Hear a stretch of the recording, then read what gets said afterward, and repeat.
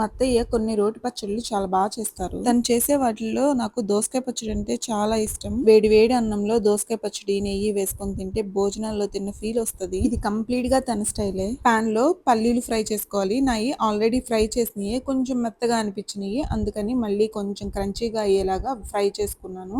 Same pan లో oil వేసుకొని రుచికి సరిపడినంత పచ్చిమిరపకాయలు, కొత్తిమీర వేసుకొని కలుపుకొని మూత పెట్టుకొని మంచిగా మగ్గించుకోవాలి. ఇలా మగ్గిన వాటిని ఒక ప్లేట్ లోకి తీసేసుకొని కంప్లీట్ గా చల్లారనివ్వాలి. ఈ లోపు దోసకాయ ముక్కలు కూడా ఈ సైజ్ ముక్కలు కట్ చేసుకోవాలి. ఇది రోట్లో వేసుకొని నూరితే ఇంకా బాగుంటది. నేనైతే మిక్సీ జార్ లో వేస్తున్నాను. పచ్చిమిర్చి, ఫ్రై చేసిన పల్లీలు, ఉప్పు, చింతపండు కొంచెం నానపెట్టుకొని ఆ వాటర్, జీలకర్ర, ఎల్లిపాయ వేసుకొని బరకగా మిక్సీ పట్టుకోవాలి. వాటర్ ఏమీ యాడ్ చేయవసరం లేదు. ఇలా బరకగా మిక్సీ పట్టిన దాంట్లో ఈ దోసకాయ ముక్కలు కూడా వేసుకొని అంతా కలుపుకొని తాలింపు పెట్టుకోవాలి. పాన్ లో ఆయిల్, పోపు సామాన్లు, కరివేపాకు, పసుపు వేసుకొని అవంతా ఫ్రై అయిన తర్వాత ఈ పచ్చడి కూడా వేసేసుకొని 5 మినిట్స్ మగ్గించుకొని స్టవ్ ఆఫ్ చేసి సర్వ్ చేసుకోవటమే. నచ్చితే ట్రై చేసి ఎలా వచ్చిందో కమెంట్ చేయండి. ఈ వీడియో నచ్చితే లైక్, షేర్ అండ్ సబ్స్క్రైబ్.